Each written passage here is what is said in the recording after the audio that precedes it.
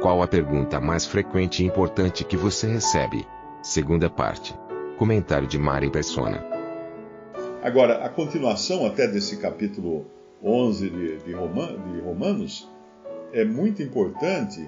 No versículo... Ele vai continuar falando da oliveira, né? Ele vai continuar falando da oliveira. No versículo 22, considera, pois, a bondade e a severidade de Deus para com os que caíram, severidade, mas para contigo, benignidade. Isso aqui é testemunho coletivo, ele não está falando de uma pessoa, não está falando da salvação de um indivíduo. Se permanecerdes na sua benignidade, de outra maneira também tu serás cortado. E também eles, ou seja, tu não servirás de testemunho corporativo. E também eles, se não permanecerem na incredulidade, serão enxertados, porque poderoso é Deus para os tornar a enxertar. Porque se tu fosse cortado no natural zambujeiro e contra a natureza enxertado na boa oliveira, quanto mais esses que são naturais serão enxertados na sua própria oliveira. Porque não quero, irmãos, que ignoreis esse segredo, este mistério. Olha aqui um dos mistérios que foram revelados a Paulo. Esse é um deles.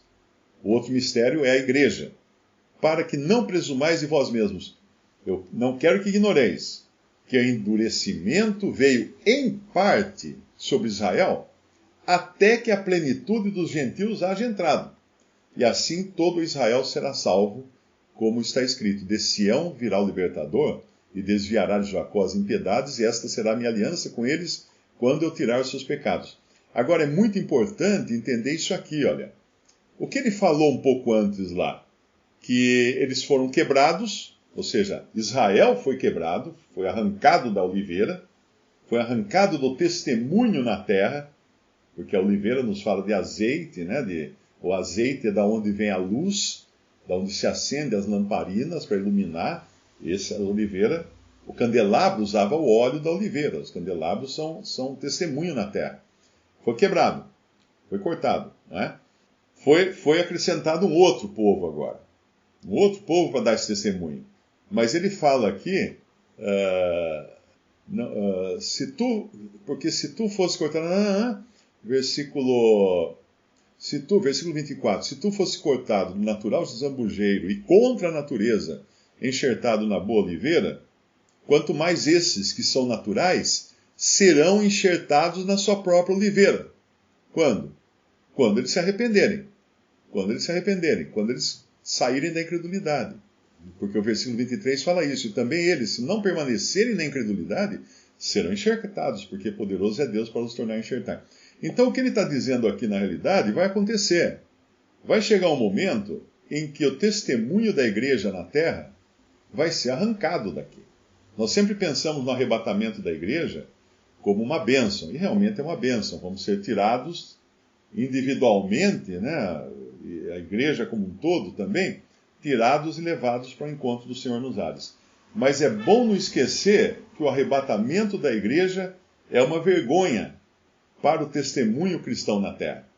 Porque quando você lê as 7 cartas de Apocalipse, que representam 7 períodos do testemunho cristão na terra, e o testemunho cristão na terra inclui joio e trigo, não é só os salvos, é salvos e não salvos que aparentam ser salvos ou que foram batizados. Esses 7 testemunhos são 7 épocas, e nós estamos na última, Laodiceia. E o que o Senhor fala? Ele não fala assim, se não te arrependeres, eu te arrancarei da minha oliveira. Ele não fala isso. Ele fala, eu te vomitarei da minha boca. É muito mais solene o que o Senhor fala para a igreja do que ele fala lá do que ele fez com Israel. Porque a igreja ela teve privilégios muito mais elevados. Então a igreja será arrebatada da terra, ficará aqui a casca vazia. Quem já viu aquela casca de cigarra, né? Que fica grudada na árvore, depois que nasce a cigarra nova e sai dali, fica aquela casca vazia. A gente, quando eu era criança, gostava de pegar e grudar na roupa das meninas, aquilo para assustar, né? Punha, ela gruda, né? As patinhas dela são sequinhas, ela gruda. Aquela não tem nada dentro, não é uma cigarra mais, não voa, não come, não faz nada. Ela ficou não sei quanto tempo, acho que é mais de ano que ela fica enterrada, a cigarra fica enterrada no pé da árvore. Aí um belo dia ela sai, sobe na árvore e é ali que ela começa o processo de transformação. né? Como uma crisálida, né? Como acontece com a borboleta, e acontece ali na árvore, na casca da árvore. Mas não tem mais nada. É bonitinho, é dourado, é bonito, é bom para fazer broche aquilo. Mas não serve para nada, não tem nada dentro, não tem vida mais. É sem vida. Então, o testemunho cristão na terra sem vida, sem a vida de Cristo dentro desse testemunho, vai ser só oco. Vai ter as catedrais, vai ter as missas, os cultos, vai continuar tendo tudo como se nada tivesse acontecido. O que vai acontecer? Esse testemunho é chamado em Apocalipse de Babilônia, a grande Babilônia, meretriz. Por isso que quando a vi, me espantei com grande espanto. Por que, João, você se espantou quando você viu essa mulher embriagada com o sangue dos santos? Porque João viu uma que devia ser a noiva e era uma prostituta. E é realmente o que é. O que vai se tornar, né, aos olhos de Deus, a cristandade, que já está ensaiando o ato. Né? A gente já sabe que o ato de prostituição da cristandade já está sendo ensaiado, porque todo teatro você tem alguns dias de ensaio antes para depois apresentar a peça. E os ensaios vêm vindo já de longa data, de séculos até, porque vai ser dito lá em Apocalipse capítulo, eu acho que é 18, se não estou enganado, dos reis da terra com quem ela fornicava, com quem ela se prostituía. Que reis da terra são esses? Os poderosos da terra. Porque existe esse conluio entre igreja e Estado, né? Que é chamado de igreja e Estado. Parceria, não tem uma parceria político-privada que chama, né? Acho que é parceria público-privada. Em negócios a gente chama de parceria público-privada, que é quando o poder público vai construir uma ponte, qualquer coisa, e faz uma parceria com empresas privadas para poder construir aquela ponte. Então é uma parceria público-privada.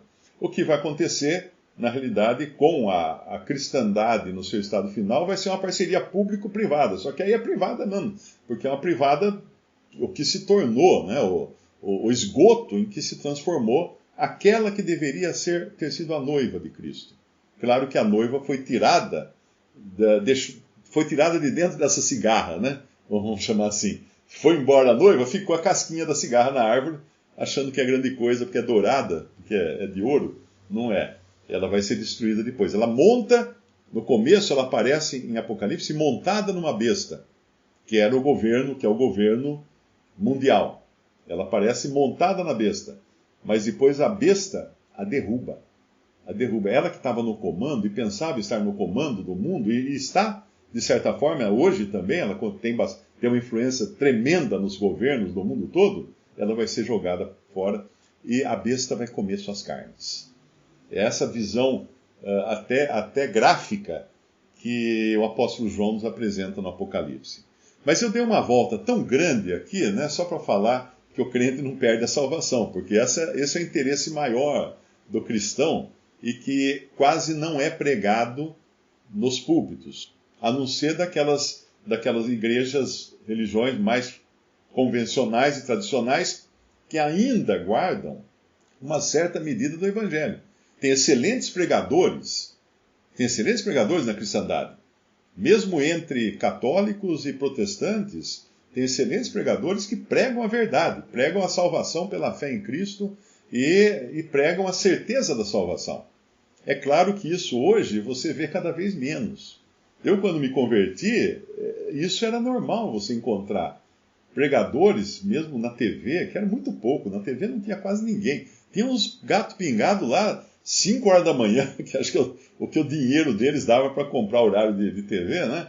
Então eles pregavam um evangelho que era um evangelho mais limpo, né? Livre dessas mágicas aí que hoje fazem, dessa sede por dinheiro, por poder, por milagres, por coisa assim. Era o evangelho, falava da salvação em Cristo. Eu me lembro até, assim que eu me converti, aí eu acordava de manhã cedo para escutar um programa evangélico, coisa que hoje eu nunca faria. Tamanha é a aberração que se tornaram essas pregações evangélicas na televisão. Mas na época tinha realmente os programas de manhã que o cara pregava evangelho. de denominações mais tradicionais, mais convencionais, não pedia dinheiro, não ficava fazendo aquela pedição de dinheiro sem vergonha, né, que fazem hoje o tempo todo. Então, eu fui pregar o evangelho para um homem uma vez, ele falou assim, eu fui numa igreja ali, aquela igreja grande que tem ali e tal, mas eu contei no relógio, ele falou para mim, um incrédulo falando isso, olha só. Eu contei no relógio 45 minutos pedindo dinheiro. O pastor ficou 45 minutos pedindo dinheiro. Então, isso realmente não é evangelho. Isso não é interesse de levar uma alma a Cristo. É levar o dinheiro da alma ao bolso. Porque, na realidade, o evangelho puro tem interesse na salvação de pecadores. Não no dinheiro dos pecadores. Não em fazer fortuna para si, mas na salvação de pecadores. Apenas para informação, já me perguntaram como é que houve essa mudança, então. Se antigamente eles pregavam o evangelho mais puro, mais saudável, né? Quando os pregadores pentecostais, o pentecostalismo começou na virada do século XIX para o XX. Eles pregavam basicamente curas, pregavam o evangelho, mas um evangelho distorcido como até hoje, porque eles acreditam que para ser salvo você tem que perseverar até o fim. Então não é um evangelho de salvação por fé, é um evangelho de salvação por obras. Porque se você é salvo e tem que perseverar até o fim, é uma parceria, né, que você tem que fazer com Deus, de ajudar na salvação, porque a obra de Cristo não teria sido completa para salvar você. Você tem que dar uma mãozinha e levar o seu sanduíche de mortadela na festa. Mas então esse evangelho, meio distorcido ainda, era pregado, mas não na sem vergonhice. Tinha toda aquela questão dos milagres, dos sinais, das línguas e tal. Era muito voltado para a emoção, né? Vamos dizer assim. Mas aí esses pregadores começaram a ficar muito ricos, porque eles faziam sucesso, não tinha nem TV na época, era rádio principalmente, né? E nas igrejinhas lá dos Estados Unidos, nos lugares rurais dos Estados Unidos, e o pessoal dava dinheiro para eles. Eles pediam dinheiro, davam dinheiro, de repente ficaram ricos. Aí eles tiveram que inventar uma desculpa. Prosperidade. Aí nasceu o Evangelho da Prosperidade, que é o seguinte: se você for obediente a Deus, você fica rico. Você vai enriquecer. Aí pularam lá para o Antigo Testamento, foram buscar promessas que eram dadas a Israel, importaram elas, contrabandearam aquelas promessas que são para Israel e serão sempre para Israel, contrabandearam para a igreja, dizendo que a obediência traria riquezas materiais, porque assim ele se justificava. Eu fiquei rico, sou obediente. Aí até os membros das igrejas, os cristãos, né, eles já iam procurar sempre a igreja que tivesse o pastor mais rico. Por quê? É óbvio, não é? Eu não vou na igreja daquele pé rapado ali, porque olha só, ninguém ali fica rico, nem ele está andando de poisé até hoje, tá, sapato furado, roupa rasgada. Eu vou na igreja daquele que anda de jato, que anda de avião, que anda de helicóptero, porque ele é mais obediente, tá vendo? Aí surgiu essa grande enganação chamada Evangelho da Prosperidade. Mas o que o crente verdadeiro busca é a certeza da sua salvação eterna. E essa certeza você não encontra em homem algum, você não encontra em igreja nenhuma, você encontra só numa pessoa, que é a pessoa de Jesus Cristo, que morreu na cruz, levou os nossos pecados, derramou sangue precioso ali para nos salvar. É só com esse sangue que você tem direito ou privilégio de chegar ao céu. Deus e homem. Ele, como sendo Deus, o Senhor Jesus, ele era o único sem pecado que poderia morrer no lugar do pecador. Todos os sacrifícios do Antigo Testamento nos falavam, né, todos, a maioria, nos falavam de uma ovelha sem pecado, aquela que foi sacrificada nas casas dos hebreus no Egito, antes da libertação do Egito. Cada família tem que escolher uma ovelha sem mancha, sem mácula, sem defeito, e sacrificar aquela ovelha.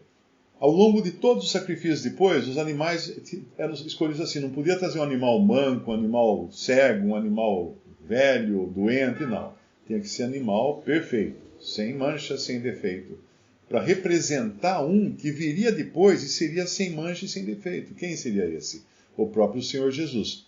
O Cordeiro de Deus. Por isso que quando João Batista aponta para ele, na entrada dele no seu ministério, e fala: eis o Cordeiro de Deus que tira o pecado do mundo, qualquer judeuzinho de 7 anos que estivesse no curso primário, ele sabia o que isso queria dizer. Porque ele escutava nas leituras da Torá, nas leituras do Antigo Testamento, falar do Cordeiro de Deus. Do Cordeiro sem defeito, sem mancha, sem mácula alguma. Então só esse.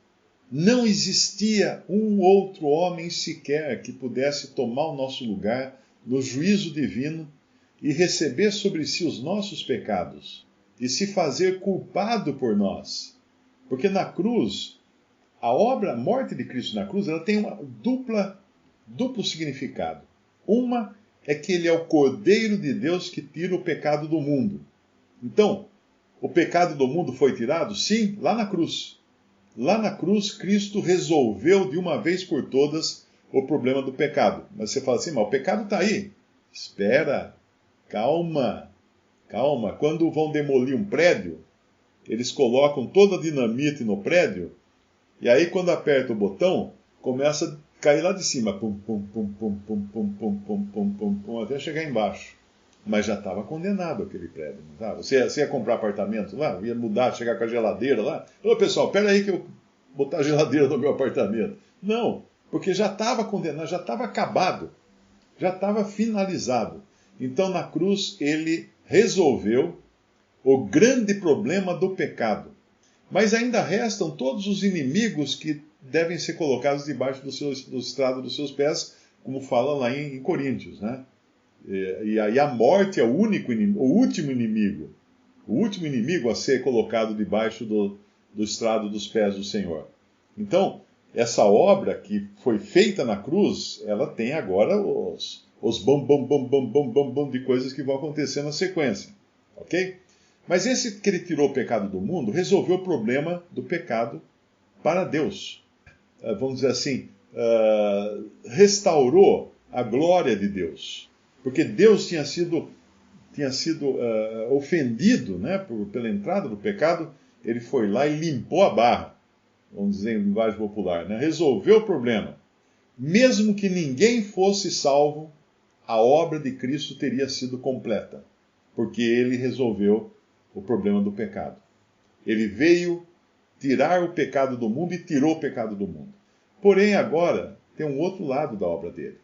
Ele também quis salvar pecadores.